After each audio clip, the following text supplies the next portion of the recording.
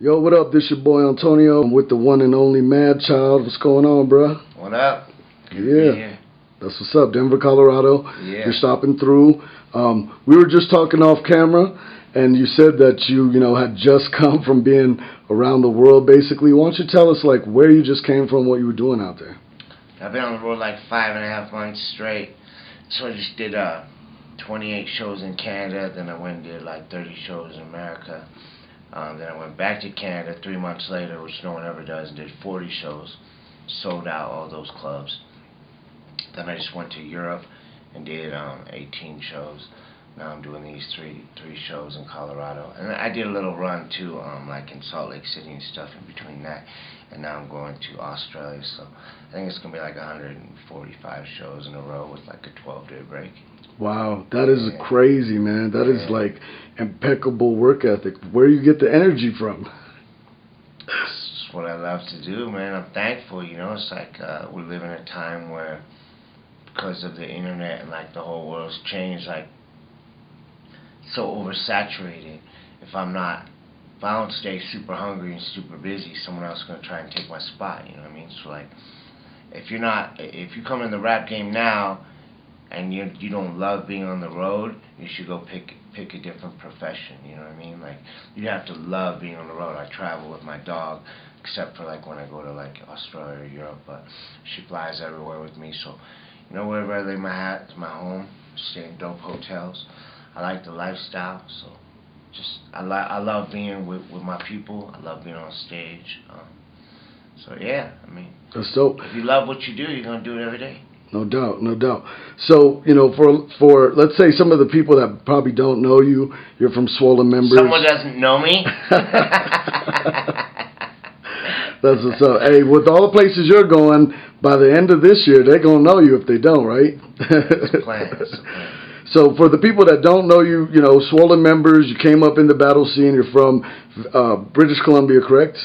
Yeah, I'm from Vancouver, but I lived in LA for the last 2 years now, and plan to continue living in LA the rest of my life. So how did it come that you moved to LA? I was banned from America for like 4 years, so LA's always been my second home. Like, I came up with Evidence and Alchemist, Dilated Peoples, Jason Goldwatch. Those were like my friends since the beginning of getting into hip hop for me. So it's always been like my second home, And when I got banned from America due to the lifestyle I was living, when I like changed my life 4 years ago, it took a while, but like when they let me back into America, bang, I jumped right on the Warped Tour. I did that, and then I talked to my manager, and I was like, I wanna move to LA now. So they got me like a residency, and now I'm a resident of America. That's so what's it's up. pretty good from being like, and it's pretty dope that they give you a second chance. You know what I mean? Like, they went from not allowing me to like, now I'm allowed to live here. Like, it's pretty cool. Like, when you like change your life, that the government or whatever does give you a second chance. Yeah, no doubt, no doubt. So you grew up in Vancouver, not anywhere else, just mostly Vancouver? No, I spent 2 years in San Francisco. I made my first records there. My first record I ever made was with DJ Qbert, and who's a legend? Yeah, and then my second records I ever made was with Tommy Guerrero, who's a pro skater from Palo Peralta. That's what's up. So the California scene always took a liking to you, and you to it. Vancouver's on the West Coast. It's like the Northwest, so that's what's up. I love the sun too. I love the heat. Okay, cool. So we're back with Madchild. So you're going all over the world, all of that. Like, how is it that you just like connect with your audience? Like, how do you connect with them the most? I don't know. I think I just go and give it my all. Like, I'm not 25 years old anymore, but I still go out and kill it like I am. And I think one of my sort of overall things, without like really talking about it, is to show that age doesn't have to get in the way. You know what I mean? Like, there's a million rappers older than me still, but like, as you move on in life, if you focus on getting better and getting sharper and killing it harder on stage, like, I think people connect with that. Like, I do like all ages shows, and there's like 715-year-old kids that know the words to all my songs. I'm like, oh fuck, that's crazy. Like that's like a whole new generation. So I'm not really sure. I guess I'm fortunate. You know what I mean? Like, Yeah. a lot of careers now, they last like 6 to 8 months. You know what I mean? Like, people will come out, they'll have a hot single, and then they might come out with a second one, and then you don't hear from them again.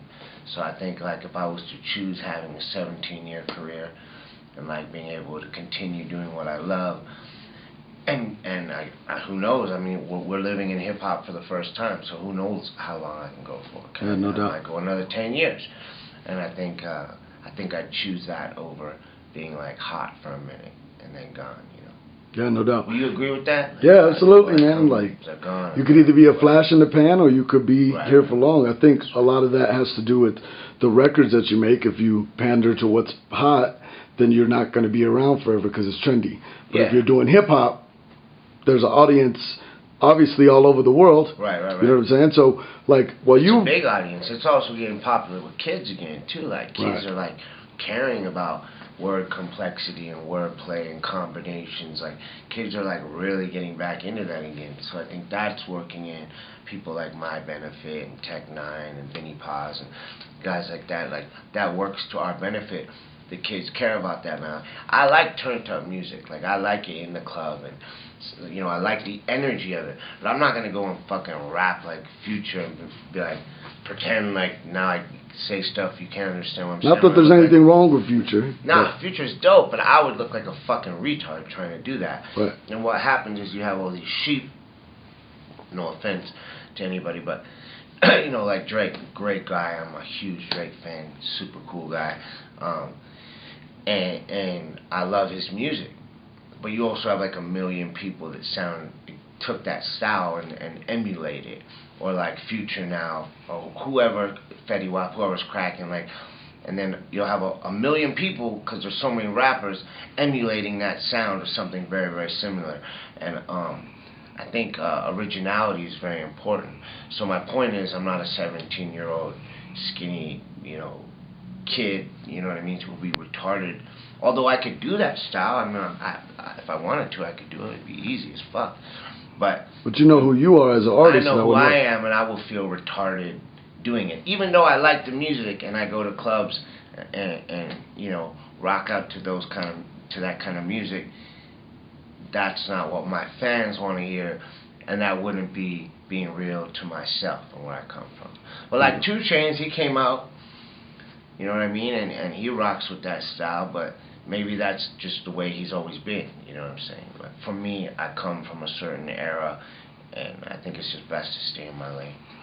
When you have an artist like, let's say, Kendrick Lamar, who's bringing it back to the lyricism and stuff like that, like, does that give you added ambition knowing that people are buying millions or downloading millions of albums with that type of content? Yeah, that's what makes me so happy about this culture. It's like, if everything was just like the music we were just talking about, I might be like a little bit like, but because of Kendrick Lamar or Action Bronson or Danny Brown or Domo Genesis or Tyler the Creator or Pusha T or Lil Wayne for that matter, or Drake, like, these guys all still kill it lyrically, and especially Kendrick Lamar is retarded, so that makes me happy that that real hip hop is still on the mainstream. So obviously you've been out on the road, going all over. What was one of the craziest things like a fan said or did to you while you've been out that kind of shocked you, that like while they knew that, or some crazy lyrics? I just went to Europe, and that was like a real spiritual thing for me, because a lot of people were like doing graffiti like with my big burners with my name, or like big huge pieces of like my face, like super dope graffiti artists. And I was like, what the fuck? Like, that was like a real honor for me, because I used to be in Rocksteady Crew. Like, the whole thing for me in hip hop is preserve the culture while progressing. So to see that and see how like alive like the full culture of hip hop in Europe is, and this was my first headlining tour as a solo artist, And I was doing shows like 700, 800, 900 people. I was like, what the fuck? This is crazy. So now I know I can build my brand out there. But like people were just real passionate about the culture. When I was out there, the people that came to my shows were really passionate about the music. Lola, chill. And then when I came, I was doing a show and a girl was like holding this piece of paper up. So I was like, yo, stop. I came up and she drew like a picture of my dog. You know what I mean? But like hand drew super nice. And I was like, ah, that's crazy. Like, they're really, they live life out there. You know, it's not so, Canada's like a socialist country. So they want everybody to like kind of, like they'll push you up. And then when you get up for too long, and no disrespect to my beautiful country I come from, but they kind of want to pull you down, or people, I guess that happens everywhere. People try to take shots, don't want to take your spot. America's a capitalist country, but which I dig, like I dig both things. I dig the concept of everybody kind of just taking it easy, and Canada's more laid back.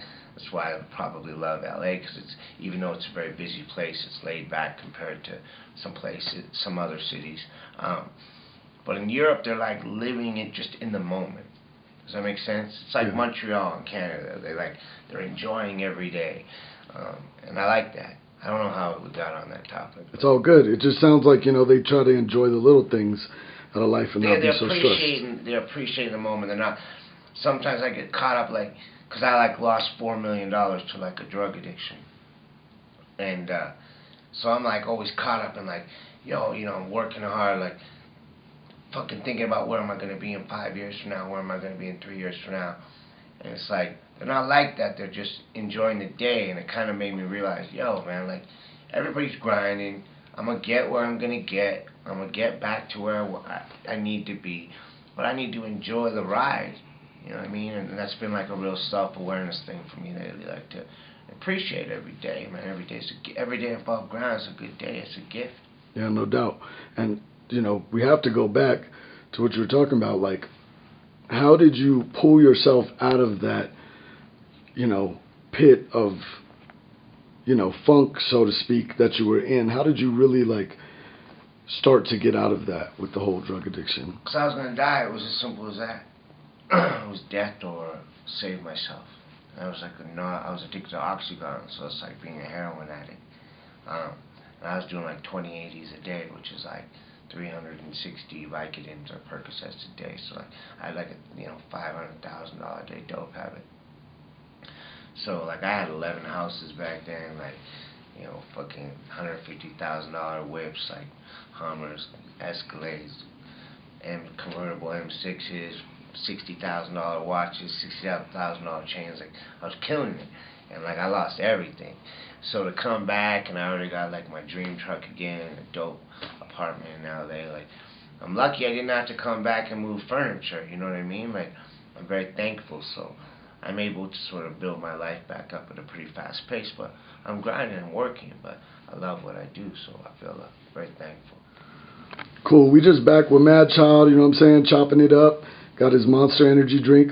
We were talking about the past, and obviously you've been through a lot, came back from a lot, but it sounds like the future's bright, and you've got a lot of tour dates, doing a lot of things. What are you working on musically? I just finished a whole album with Evidence producing it. It's crazy.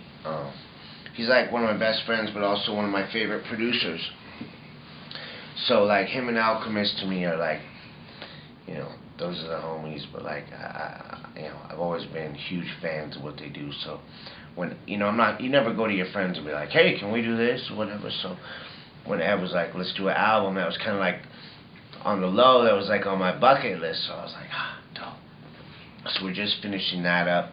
I think it's my best record I ever did.